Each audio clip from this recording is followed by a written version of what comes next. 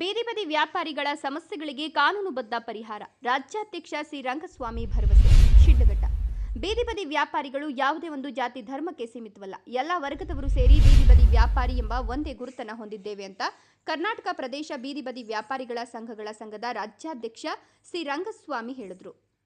ಶಿಡ್ಲಘಟ್ಟ ನಗರದ ಕೋಟೆ ವೃತ್ತದಲ್ಲಿ ಹಮ್ಮಿಕೊಳ್ಳಲಾಗಿದ್ದ ಬೀದಿ ಬದಿ ವ್ಯಾಪಾರಿಗಳ ದಿನಾಚರಣೆ ಹಾಗೂ ಸಂಘದ 6ನೇ ವರ್ಷದ ಸಂಭ್ರಮಾಚರಣೆ ಕಾರ್ಯಕ್ರಮದಲ್ಲಿ ಮಾತನಾಡಿದ ಅವರು, ಜನವರಿ 20ರಂದು ದೇಶದಾದ್ಯಂತ ಈ ದಿನಾಚರಣೆ ಆಚರಿಸಲಾಗುತ್ತದೆ. ಸ್ಥಳೀಯವಾಗಿ ಬೀದಿ ಬದಿ ವ್ಯಾಪಾರಿಗಳ ತಾಲೂಕು ಅಧ್ಯಕ್ಷ ಶ್ರೀರಾಮ್ ಅವರ ನೇತೃತ್ವದಲ್ಲಿ ಕಾರ್ಯಕ್ರಮವನ್ನು ಯಶಸ್ವಿಯಾಗಿ ಆಯೋಜಿಸಿರುವುದು ಶ್ಲಾಘನೀಯ ಅಂದರು. ಬೀದಿ ಬದಿ ವ್ಯಾಪಾರಿಗಳನ್ನು ಬಲವಂತವಾಗಿ ತೆರವುಗೊಳಿಸುವಂತಿಲ್ಲ ಅಂತ ಭಾರತದ ಸುಪ್ರೀಂ ಕೋರ್ಟ್ ಹಾಗೂ ಕರ್ನಾಟಕ ಹೈಕೋರ್ಟ್ ಸ್ಪಷ್ಟ ಆದೇಶ ನೀಡಿವೆ ಅಂತ ತಿಳಿಸಿದರು. ಮಹಾರಾಷ್ಟ್ರದ ಪ್ರಕರಣವೊಂದರಲ್ಲಿ ದಾಖಲಾಗಿದ್ದ ಪ್ರಕರಣಕ್ಕೆ ಸಂಬಂಧಿಸಿದಂತೆ 92ನೇ ಕಾಯ್ದೆಯಡಿ ಸುಪ್ರೀಂ ಕೋರ್ಟ್ ವ್ಯಾಪಾರಿಗಳ ಪರವಾಗಿ ತೀರ್ಪು ನೀಡಿದೆ. ಈ ಕಾಯ್ದೆಯಡಿಯಲ್ಲಿ ಪ್ರತಿಯೊಬ್ಬ ವ್ಯಾಪಾರಿಯೂ ಕಾನೂನುಬದ್ಧವಾಗಿ ಭಯ ಇಲ್ಲದೆ ವ್ಯಾಪಾರ ನಡೆಸಬಹುದು ಅಂತ ಹೇಳಿದರು. ದೇಶದಾದ್ಯಂತ ಸುಮಾರು 1 ಕೋಟಿ ಬೀದಿ ಬದಿ ವ್ಯಾಪಾರಿಗಳು ನೋಂದಾಯಿತರಾಗಿದ್ದು, ರಾಜ್ಯದಲ್ಲಿ 4.80 ಲಕ್ಷ ಮಂದಿ ಇದ್ದಾರೆ. ಶಿಡ್ಲಘಟ್ಟದಲ್ಲಿ ಒಟ್ಟು 1180 ಮಂದಿ ವ್ಯಾಪಾರಿಗಳು ನೋಂದಣಿ ಮಾಡಿಕೊಂಡಿದ್ದಾರೆ ಅಂತ ಮಾಹಿತಿ ಕೊಟ್ಟರು. ಕೇಂದ್ರ ಹಾಗೂ ರಾಜ್ಯ ಸರ್ಕಾರಗಳು ಬೀದಿ ಬದಿ ವ್ಯಾಪಾರಿಗಳಿಗೆ ಅನೇಕ ಕಲ್ಯಾಣ ಯೋಜನೆಗಳನ್ನು ಜಾರಿಗೆ ತಂದಿವೆ. ವಿಶೇಷವಾಗಿ ಪ್ರಧಾನಮಂತ್ರಿ ಸ್ವನಿಧಿ ಯೋಜನೆ ಅಡಿಯಲ್ಲಿ 8 ವಿಭಿನ್ನ ಯೋಜನೆಗಳಿದ್ದು, ಬ್ಯಾಂಕ್ಗಳ ಮೂಲಕ ಸಾಲ ಸೌಲಭ್ಯ ಪಡೆಯಬಹುದು. ಕೇವಲ ₹12 ಮತ್ತು ₹440 ಪ್ರೀಮಿಯಂನಲ್ಲಿ ಸರ್ಕಾರವೇ ವಿಮಾ ಸೌಲಭ್ಯ ಒದಗಿಸುತ್ತಿದೆ. ವ್ಯಾಪಾರಿಗಳು ಈ ಸೌಲಭ್ಯಗಳ ಬಗ್ಗೆ ಮಾಹಿತಿ ಪಡೆದು ಕಡ್ಡಾಯವಾಗಿ ನೋಂದಣಿ ಮಾಡಿಕೊಳ್ಳಬೇಕು. ಕಾರ್ಯಕ್ರಮದಲ್ಲಿ ಮಹಿಳಾ ರಾಜ್ಯಾಧ್ಯಕ್ಷೆ ಕಾವ್ಯಶ್ರೀ, ಬೀದಿ ಬದಿ ವ್ಯಾಪಾರಿಗಳ ಸಂಘದ ತಾಲೂಕು ಅಧ್ಯಕ್ಷ ಶ್ರೀರಾಮ್, ಭಾರತೀಯ ಜನತಾ ಪಕ್ಷ ಗ್ರಾಮಾಂತರ ಮಂಡಲ ಅಧ್ಯಕ್ಷ ಸಿಕಲ್ ಆನಂದಗೌಡ, ಮಾನವ ಹಕ್ಕುಗಳ ಸಮಿತಿಯ ಸಂಸ್ಥಾಪಕ ಅಧ್ಯಕ್ಷ ಸಿಎಂ ಬೈರೇಗೌಡ, ಡಾಕ್ಟರ್ ಸತ್ಯನಾರಾಯಣ ರಾವ್, ಅಂಬೇಡ್ಕರ್ ಸೇನೆಯ ಜಿಲ್ಲಾಧ್ಯಕ್ಷ ಕೃಷ್ಣಮೂರ್ತಿ, ನಗರಸಭಾಧಿಕಾರಿ ಸುಧಾ, ವಿಸ್ಡಂ ನಾಗರಾಜ್, ಮಧುಲತಾ, ರೈತ ಮುಖಂಡ ರವಿಪ್ರಕಾಶ್, ಪ್ರದೀಪ್, ದೀಪು, ಅಂಬಾರಿ ಮಂಜುನಾಥ್, ಮನೋಜ್ ಗೌಡ, ಶ್ರೀಧರ್, ದೇವಪ್ಪ, ಮುಸ್ತಾಕ್, ಮೌಲಾ, ಸೋಮಶೇಖರ್ ಸೇರಿದಂತೆ ತಾಲೂಕು ಸಮಿತಿಯ ಸದಸ್ಯರಾದ ಗೋಪಾಲ್, ಸುರೇಶ್, ತಿಮ್ರಾಯಪ್ಪ, ವೆಂಕಟರಮಣಪ್ಪ, ಗೋವಿಂದಪ್ಪ, ಮಹೇಶ್, ಲಕ್ಷ್ಮೀದೇವಿ, ಮುನಿರತ್ನಮ್ಮ, ಪಾರ್ವತಮ್ಮ, ಪದ್ಮಮ್ಮ, ಹಮ್ಮದ್ ಹಾಗೂ ಸಂಘದ ಪದಾಧಿಕಾರಿಗಳು, ಅನೇಕ ಬೀದಿ ಬದಿ ವ್ಯಾಪಾರಿಗಳು ಉಪಸ್ಥಿತರಿದ್ದರು. ನೀವೇನ್ ಮಾಡ್ತಾ ಇದ್ದೀರಾ? ಆ ಸಮಸ್ಯೆಗಳಲ್ಲಿ ಮುಳುಗ್ತಾ ಇದ್ದೀರಾ, ಅದನ್ನ ಪರಿಹಾರನ ತಗೋತಾ ಇಲ್ಲ. ಯಾವ್ಯಾವ್ದು ಕಾನೂನುಬದ್ಧವಾಗಿ ನಮ್ಮ ಬೀದಿ ಬದಿ ವ್ಯಾಪಾರಿಗಳಿಗೆ ಏನೇನಿದೆ ಸವಲತ್ತುಗಳು, ಅದು ತುಂಬಾ ಜನಕ್ಕೆ ಅರಿವೇ ಇಲ್ಲ.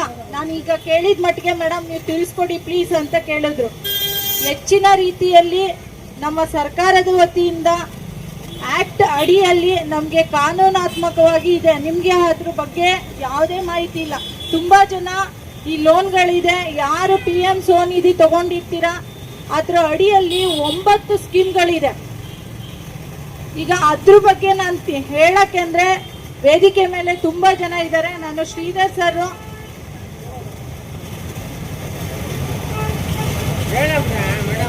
ಏನೇನು PM ಸ್ವನಿಧಿ ಅಡಿಯಲ್ಲಿ ಮೊದಲನೇದು ಶ್ರಮಯೋಗಿ ಮಾನ್ಧನ್ ಯೋಜನೆ, PM ಜೀವನ್ ಜ್ಯೋತಿ ಯೋಜನೆ, PM ಸುರಕ್ಷಾ ಯೋಜನೆ, ಜನ್ಧನ್ ಯೋಜನೆ, one nation one ration, registration under PW ಕಾರ್ಮಿಕರ ಕಾರ್ಡು, ಮತ್ತೆ ಜನನಿ ಸುರಕ್ಷಾ ಯೋಜನೆ, PM ಮಾತೃ ವಂದನಾ ಯೋಜನೆ, PM ಆವಾಸ್ ಯೋಜನೆ. ಮೊದಲೇ 8 ಇತ್ತು, ಇದು 8 ಇತ್ತು, ಎಲ್ಲ ಹೇಳ್ತೀನಿ ನಾನು.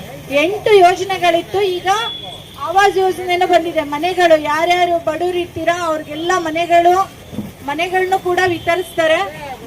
ನೀವು ಅದಕ್ಕೆಲ್ಲ ಮೇನ್ ಏನಂದ್ರೆ ಅಪ್ಲಿಕೇಶನ್ಗಳನ್ನ ಹಾಕ್ಬೇಕು. ಯಾವುದು ನಿಮ್ಮ ಮನೆ ಹತ್ರ ಬರಲ್ಲ. ಇವತ್ತು ನಾವು ಏನು ಔಷಧಿಗಳು ಸಿಂಪಡಣೆ ಮಾಡ್ತೀವಿ ಅದು ಸಿಂಪಡಣೆ ಮಾಡಬಾರ್ದು ಅಂತ ಔಷಧಿಗಳನ್ನ ಸಿಂಪಡಣೆ ಮಾಡಿ ಇವತ್ತು ನಮಗೆ ಕೊಡ್ತಾ ಇದ್ದಾರೆ. ಇವತ್ತು ಅದನ್ನ ನಾವೆಲ್ಲ ತಿಂತಾ ಇದೀವಿ. ಇವತ್ತು ಯಾಕೆ ಇದ್ದಕ್ಕಿದ್ದಂಗೆ ನೋಡ್ತೀವಿ, ನೀವು ರಸ್ತೆಗಳಲ್ಲಿ ಎಲ್ಲೆಲ್ಲ ಚಿಕ್ಕ ವಯಸ್ಸಿಗೆಲ್ಲ ಫೋಟೋಗಳು ಹಾಕಿರ್ತಾರೆ. ಅವ್ರಿಗೆಲ್ಲ ಸಮಸ್ಯೆಗಳು ಇಷ್ಟೇ, ನಾವು ತಿನ್ನುವಂತ ಆಹಾರ ವಿಷಪೂರಿತವಾಗಿದೆ. ಹಾಗಾಗಿ ನಾವು ಆ ಆಹಾರ ತಿಂತಾ ಇದ್ದೀವಿ. ಈಗಾಗಲೇ ಡೆಲ್ಲಿ ಲ್ಯಾಬಲ್ಲಿ ಕೂಡ ಇದು ಪರಿಶೀಲನೆ ಮಾಡಿ ಚಿಕ್ಕಬಳ್ಳಾಪುರ, ಕೋಲಾರಲ್ಲಿ ಬೆಳೆಯುವಂತ ತರಕಾರಿ ಹಣ್ಣುಗಳನ್ನ ತಿನ್ನಬಾರದು ಅಂತ ಕೂಡ ವೈಜ್ಞಾನಿಕವಾಗಿ ರಿಪೋರ್ಟ್ ಬಂದಿದೆ. ಆದರೂ ಕೂಡ ವಿಧಿ ಇಲ್ಲದೆ ನಾವು ವ್ಯಾಪಾರನೂ ಮಾಡಬೇಕು, ವಿಧಿ ಇಲ್ಲದೆ ನಾವು ಈ ಒಂದು ಆಹಾರನ ತಿನ್ನಬೇಕು, ಮಾರಾಟನೂ ಮಾಡ್ಬೇಕು ಅನ್ನೋ ಪರಿಸ್ಥಿತಿ ನಮ್ಮಲ್ಲಿದೆ. ಇನ್ನು ಬೇರೆ ದಾರಿ ಇಲ್ಲ ನಮ್ಗೆ, ಬದುಕೋಕೆ ಯಾವ ದಾರಿ ಇದೆ? ಹಾಗಾಗಿ ನಿಮ್ಮ ಮಕ್ಕಳು ಬೀದಿ ಬದಿ ವ್ಯಾಪಾರಸ್ಥರ ಆಗಬಾರ್ದು. ನಿಮ್ಮ ಮಕ್ಕಳನ್ನ ಚೆನ್ನಾಗಿ ಓದಿಸಿ ಅವರು ಡಾಕ್ಟರ್ ಆಗಲಿ, ಇಂಜಿನಿಯರ್ ಆಗಲಿ, ಈ ತಾಲೂಕಿಗೆ ಬರುವಂತ ದಂಡಾಧಿಕಾರಿಗಳು ಅಥವಾ ನಗರಸಭೆಗೆ ಬರುವಂತ ಕಮಿಷನರ್ ಇಂಥವ್ರು ಆಗಬೇಕು. ಪ್ರತಿಯೊಬ್ಬ ಬೀದಿ ಬದಿ ವ್ಯಾಪಾರಸ್ಥ ಮಕ್ಕಳು ಕೂಡ ಇವತ್ತು ಒಳ್ಳೆ ವಿದ್ಯಾಭ್ಯಾಸ ಕೊಡಿಸಿ ಅವರು ಕೂಡ IAS ಅಧಿಕಾರಿಗಳು, KS ಅಧಿಕಾರಿಗಳಾಗಿ ನಮ್ಮ ತಾಲೂಕಂತ ಬೇರೆ ಬೇರೆ ತಾಲೂಕುಗಳಲ್ಲಿ ಕೆಲಸ ಮಾಡಲಿ ಅನ್ನೋದು ನಿಮ್ಮಲ್ಲಿ ಇರಬೇಕು. ಈ ವರ್ಷವೂ ಸಹ ನಮ್ಮ ಅಧ್ಯಕ್ಷರ ಒಂದು ಅಧ್ಯಕ್ಷತೆಯಲ್ಲಿ ಈ ಒಂದು ಕಾರ್ಯಕ್ರಮವನ್ನು ನಡೆಸ್ಕೊಂಡು ಬರ್ತಾ ಇದ್ದಾರೆ. ಈಗಾಗಲೇ ಕಾವ್ಯ ಮೇಡಮ್ ಅವರು ಹೇಳ್ತಾ ಇದ್ರು, ಬೀದಿ ಬದಿ ವ್ಯಾಪಾರಸ್ಥರು ಏನಿದ್ದಾರೆ ಸರ್ಕಾರದ ಕಡೆಯಿಂದ ಬರ್ತಕ್ಕಂಥ ಅನುಕೂಲಗಳನ್ನ ಏನೆಲ್ಲ ಸೌಲಭ್ಯಗಳು ಬರ್ತದೆ ಎಲ್ರಿಗೂ ಸಹ ಮಾಹಿತಿ ಇರೋದಿಲ್ಲ. ಆ ಮಾಹಿತಿಯನ್ನ ಕೊಡ್ತಕ್ಕಂಥ ಕೆಲಸವನ್ನ ಪ್ರತಿಯೊಬ್ಬ ಪದಾಧಿಕಾರಿ ಹಾಗೂ ಅದರಲ್ಲಿ ಫಲಾನುಭವಿ ಯಾರು ಅದರಿಂದ ಅನುಕೂಲ ಪಡ್ಕೊಂಡಿರ್ತಾರೆ ಅವರು ಇನ್ನೊಬ್ಬರಿಗೆ, ಎಲ್ಲರೂ ಸ್ಥಿತಿವಂತರಾಗಿರೋದಿಲ್ಲ, ಯಾರು ಬಡತನದಲ್ಲಿರ್ತಾರೆ ಅವರಿಗೆ ಆ ಮಾಹಿತಿಯನ್ನ ಕೊಡ್ತಕ್ಕಂಥ ಕೆಲಸ ಎಲ್ರಿಗೂ ಇರತಕ್ಕಂಥ ಅದು ಮೊದಲನೇ ಜವಾಬ್ದಾರಿ.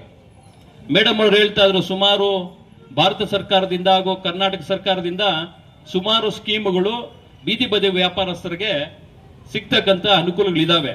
ಆದರೆ ಅದನ್ನ ತಲುಪಿಸ್ತಕ್ಕಂಥ ಕೆಲಸ, ಅವರನ್ನ ಅರಿವು ಮೂಡಿಸ್ತಕ್ಕಂಥ ಕೆಲಸವನ್ನ ನಾವೊಬ್ಬರು ಪ್ರತಿಯೊಬ್ಬರು ಸಹ ಮಾಡಿದಾಗ ಮಾತ್ರ ಆ ಸೌಲಭ್ಯಗಳು ಪ್ರತಿಯೊಬ್ಬರನ್ನು ತಲುಪ್ತಕ್ಕಂಥ ಕೆಲಸ ಆಗ್ತದೆ ಅನ್ನೋದು ನಿಮ್ಮ ಮುಖಾಂತರ ಹೇಳ್ತೀನಿ. ಯಾಕ ಬೀದಿ ಬದಿ ವ್ಯಾಪಾರಿಗಳ ಒಂದು ದಿನಾಚರಣೆಯನ್ನ ಜನವರಿ 20ನೇ ತಾರೀಕಲ್ಲಿ ನಾವು ಪ್ರತಿ ವರ್ಷ ಇಡೀ ರಾಷ್ಟ್ರದಲ್ಲಿ ಆಚರಣೆ ಮಾಡ್ಕೊಂಡ್ ಬರ್ತಾ ಇದೀವಿ. ಆದ್ರೆ ಶ್ರೀರಾಮರು ಆ ಡೇಟ್ ಅನ್ನು ಹೊರತುಪಡಿಸಿ ಈ ಭಾಗದಲ್ಲಿ ಆಚರಣೆಯನ್ನ ಮಾಡ್ಕೊಂಡ್ ಬರ್ತಾ ಇರೋದು. ನಿಮ್ಮ ಹಬ್ಬ ನಿಮಗೋಸ್ಕರ, ನಿಮ್ಮ ನುಡಿಗೋಸ್ಕರ, ನಿಮ್ಮ 365 ಏನು ನೀವು ಜೀವನ ಮಾಡ್ತೀರಾ, ಮಳೆ ಚಳಿ ಬಿಸಿಲು ಅನ್ನತಕ್ಕಂಥದ್ದನ್ನ ನೀವು ವ್ಯಾಪಾರ ಮಾಡ್ಕೊಂಡ್ ಬರ್ತಾರೆ. ನಿಮ್ಮ ಹಬ್ಬ ಇವತ್ತು 6ನೇ ವರ್ಷದ ವಾರ್ಷಿಕೋತ್ಸವನ್ನ ಮಾಡ್ತಾ ಇದ್ರಲ್ಲ, ನೀವು ನಗುಮುಖವಾಗಿರಬೇಕು. ಇಲ್ಲಿ ಯಾರು ಅಯ್ಯೋ ವ್ಯಾಪಾರ ಆಗಿಲ್ಲ, ನಿಮ್ಮ ಎಲ್ಲ ಬೈತಾ ಇದ್ದೀರಾ, ಅಯ್ಯೋ ನಾನು ಸೊಪ್ಪು ಕೊಳ್ತಾ ಇದ್ದದೆ, ನಾನು ಹೂ ಕೊಳ್ತಾ ಇದೆ, ನಾನು ವ್ಯಾಪಾರ ಮಾಡ್ಬೇಕು ಬಿಟ್ರೋ ಬೋಳಿ ಮಗಳ ಅಂತ ಬೈಕೊಳ್ಳೋರು ಇದ್ದೀರಾ ಅಲ್ವಾ? ಅದು ಬೈಬಾರ್ದು. ಇದು ನಿಮ್ಮ ಮಹಾರಾಷ್ಟ್ರ ಆಕರ್ಷ್ ಯೂನಿಯರು ಒಬ್ಬ ಪೊಲೀಸ್ ಏಟು ಬಿಟ್ಟಿ ಕೇಸ್ 92 ಆಕ್ಟ್ ಪ್ರಕಾರವಾಗಿ ಕೇಸ್ ಹಾಕಿದಾಗ ನಾವು ರಿಟ್ ಹಾಕಿದ್ದು ಸುಪ್ರೀಂ ಕೋರ್ಟ್ ಅಂಗಳಕ್ಕೆ ಬಂತು. ಸುಪ್ರೀಂ ಕೋರ್ಟ್ ನಮ್ಮ ಪರ ಇದೆ. ಯಾವುದೇ ಕಾರಣಕ್ಕೂ ಪ್ರಜಾಪ್ರಭುತ್ವದಲ್ಲಿ ಇವರು ಪ್ರಜೆಗಳು ಇವ್ರನ್ನ ಗುರುತಿಸ್ಬೇಕನ್ನತಕ್ಕಂಥದ್ದನ್ನ ಹೇಳಿ ಪ್ರಜೆಗಳಿಗೋಸ್ಕರ ಇರೋದು ನಮ್ಮ ದೇಶದಲ್ಲಿ ಇವತ್ತು ಅಸಂಘಟಿತ ಕಾರ್ಮಿಕ ವರ್ಗ 140 ವರ್ಗ ಬರ್ತದಲ್ಲ, ಅದಕ್ಕಿಂತ ಜಾಸ್ತಿ ವರ್ಗ ಭಾರತ ದೇಶದಲ್ಲಿ ಇರ್ತಕ್ಕಂಥ ಬೀದಿ ಬದಿ ವ್ಯಾಪಾರಿ ಒಳಗ ಫಸ್ಟ್ ವರ್ಗ ಅದು ಅಸಂಘಟಿತ ಕಾರ್ಮಿಕ ವರ್ಗದಲ್ಲಿ ಬೀದಿ ಬದಿ ವ್ಯಾಪಾರಿಗಳು. ಯಾಕೆ ಹೇಳ್ತಾ ಇದ್ದೀನಿ ಅಂದ್ರೆ, ಒಂದು ಕುಟುಂಬದಲ್ಲಿ 1 ರಿಂದ 5 ಜನ, 10 ಜನ, 8 ಜನ, 3 ಜನ ಇದ್ದೀವಿ. ಭಾರತ ದೇಶದಲ್ಲಿ ಇವತ್ತು 1 ಕೋಟಿ ಜನಸಂಖ್ಯೆ ಸರ್ಕಾರದಲ್ಲಿ ನೋಂದಾವಣೆ ಆಗಿರ್ತಕ್ಕಂಥದ್ದು. ನಮ್ಮ ರಾಜ್ಯ ಸರ್ಕಾರದಲ್ಲಿ 4,80,000 ಜನ ನೋಂದಾವಣೆ ಆಗಿರ್ತಕ್ಕಂಥದ್ದು. ಆದ್ರೆ ಸಿಡ್ಲಘಟ್ಟದಲ್ಲಿ ಎಷ್ಟು ಜನ ನೋಂದಾವಣೆ ಯಾರು ಗೊತ್ತಿಲ್ಲ. 1,180 ಜನ ನೋಂದಾವಣೆ ಆಗಿದ್ದಾರೆ ಸಿಡ್ಲಘಟ್ಟ ನಗರಸಭೆ ವ್ಯಾಪ್ತಿಯಲ್ಲಿ. ಇದು ಯಾಕೆ ಹೇಳ್ತಾ ಇದ್ದೀನಿ ಅಂದ್ರೆ, ಒಬ್ಬ ಮನುಷ್ಯನು ಸಹ, ಪ್ರತಿಯೊಬ್ಬ ನಾಗರಿಕನಿಗೂ ಸಹ ಅವರದೇ ಆದಂತಹ ಒಂದು ಹಕ್ಕುಗಳನ್ನು ಇರ್ತೈತಿ.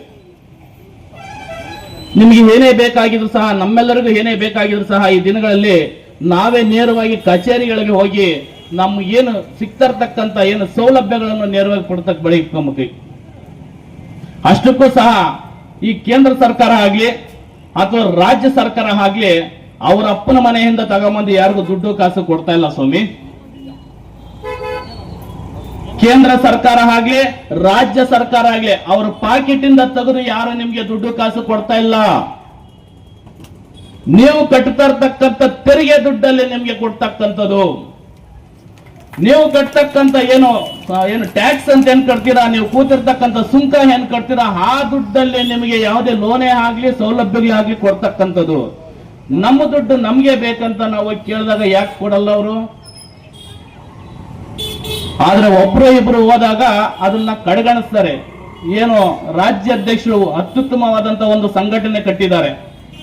ಆ ಸಂಘಟನೆ ನೀವೆಲ್ಲರೂ ಒಂದು ಕೈ ಜೋಡಿಸಿ ಕಚೇರಿಗೆ ಎಲ್ಲರೂ ಹೋಗಿ ನಿಮ್ಮ ಸೌಲಭ್ಯನ ನೀವು ಕೇಳಿ ತಗೊಬೋದಲ್ವಾ?